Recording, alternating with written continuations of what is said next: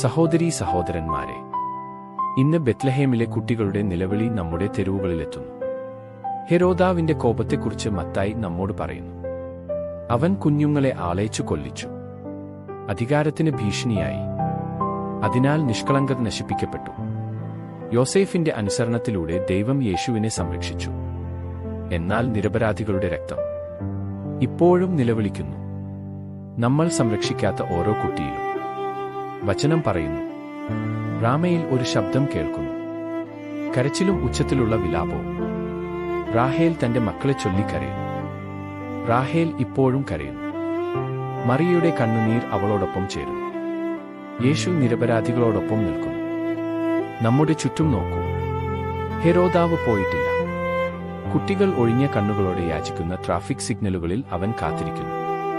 ചെറിയ കൈകൾ ഭാരമുള്ള ട്രേകൾ വഹിക്കുന്ന ഹോട്ടലുകളിൽ അവൻ ഒളിക്കുന്നു. അവൻ തകർന്ന വീടുകളിൽ പ്രവേശിക്കുന്നു. അവിടെ കുട്ടികളെ കോപത്തിനും നിശബ്ദതയ്ക്കും ഇടയിൽ വലയ്ക്കുന്നു. കടത്തിൽ, യുദ്ധത്തിൽ, ദാരിദ്ര്യത്തിൽ, രഹസ്യമായി നിഷ്കളങ്കതയെ മോഷ്ടിക്കുന്ന അശ്ലീല സാഹിത്യത്തിൽ അവൻ അഭിവൃദ്ധി പ്രാപിക്കുന്നു. ദശലക്ഷക്കണക്കിന് ആളുകൾ കരയുന്നതിനു മുമ്പ് നിശബ്ദരാക്കപ്പെടുന്ന ഗർഭചിത്രത്തിൽ അവൻ സംസാരിക്കുന്നു. നമ്മൾ കടന്നുപോകുന്നുണ്ടോ? അതോ ചെറിയ ശബ്ദങ്ങൾ നമ്മൾ കേൾക്കുന്നുണ്ടോ? നമ്മുടെ നാട്ടിൽ നിന്നുള്ള ഒരു യഥാർത്ഥ കഥ. കൊൽക്കത്തയിലെ ചേരികളിലെ 10 വയസ്സുള്ള ഒരു പെൺകുട്ടി പകൽ ഭിക്ഷയാചിക്കുന്നു. രാത്രിയിൽ ഇരുണ്ട ഹോട്ടലുകളിൽ സേവനം ചെയ്യുന്നു. അവളിൽ നിന്ന് എടുക്കുന്ന ഓരോ രൂപയും അവൾ ജോലി ചെയ്യാൻ വിസമ്മതിച്ചപ്പോൾ ചെങ്ങലേറ്റു. ഇതാണ് ഹെരോദാവിന്റെ ആത്മാവ്. അധികാരത്തിനും നേട്ടത്തിനും വേണ്ടി ദുർബലരെ തകർക്കും. റാഹേലിന്റെ നിലവിളി അവളുടേതുപോലുള്ള ശബ്ദങ്ങളിൽ നാം കേൾക്കുന്നു. വചനം നമുക്ക് ഒരു ചിത്രം നൽകുന്നു. കുട്ടികൾ കർത്താവിന്റെ ദാനമാണ്. അപകടം വരുമ്പോൾ തന്റെ കുഞ്ഞുങ്ങളെ ചിറകിനടിയിൽ കൂട്ടിച്ചേർക്കുന്ന ഒരു തള്ളക്കോഴി സങ്കൽപ്പിക്കുക. ഒരു കഴുകൻ തന്റെ കുഞ്ഞുങ്ങളെ നീട്ടിയ ചിറകുകളിൽ ഉയർത്തിപ്പിടിച്ച് പറക്കാൻ പഠിപ്പിക്കുന്നത് സങ്കൽപ്പിക്കുക. മൃഗങ്ങൾ പോലും അവയുടെ കുഞ്ഞുങ്ങളെ സംരക്ഷിക്കുന്നു. നമ്മുടെ പിതാവിന്റെ സ്വരൂപത്തിൽ നാം എത്രമാത്രം സൃഷ്ടിക്കപ്പെടണം.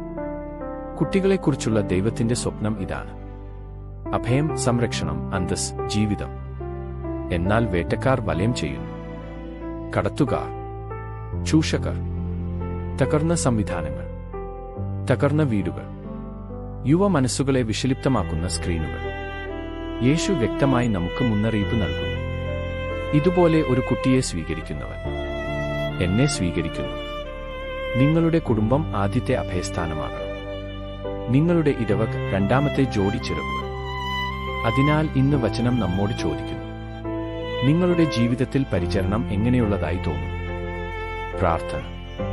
ഇന്ന് രാത്രി ഒരു നമ്മുടെ പിതാവ് യാചിക്കുന്ന കുട്ടിയുടെ മുഖം വഹിക്കട്ടെ. ഒരു ജപമാല ദശകം.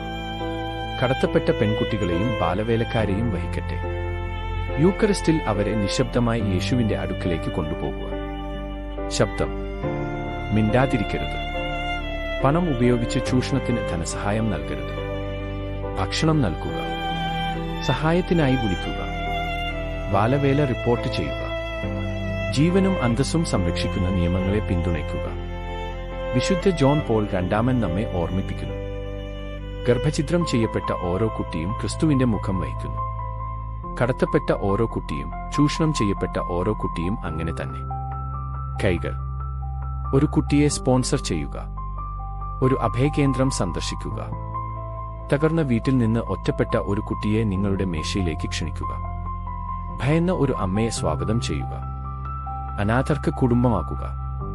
ഒരു കുട്ടി കരയുമ്പോൾ നിങ്ങളുടെ കൈകൾ ദൈവത്തിന്റെ ചിറകുകളായി മാറുന്നു. നിങ്ങളുടെ വീട് ഒരു ഗാർഹിക സഭയാണ്. മാതാപിതാക്കളെ, ദുർബലരെ കാണാൻ നിങ്ങളുടെ കുട്ടികളെ പഠിപ്പിക്കുക. ഒരുമിച്ച് പ്രാർത്ഥിക്കുക. ഒരുമിച്ച് സേവിക്കുക. വേർപിരിഞ്ഞ മാതാപിതാക്കൾ സഭയിൽ രോഗശാന്തി കണ്ടെത്തട്ടെ. നമ്മുടെ ഇടയിൽ ഒരു കുട്ടിയും ആത്മീയമായി അനാഥരാകാതിരിക്കട്ടെ. നിരപരാധികളുടെ രക്തം പാഴാകില്ല. ബെത്ലഹേമിൽ നിന്ന് നമ്മുടെ രക്ഷകൻ വന്നു. അവരുടെ നിലവിളിയിൽ നിന്ന് ഒരു ദൗത്യം വരും. കരയുന്ന കോഴിക്കുഞ്ഞിനെ കടന്നുപോകരുത്. നിങ്ങളുടെ ചിറകുകൾ വിടർത്തുക.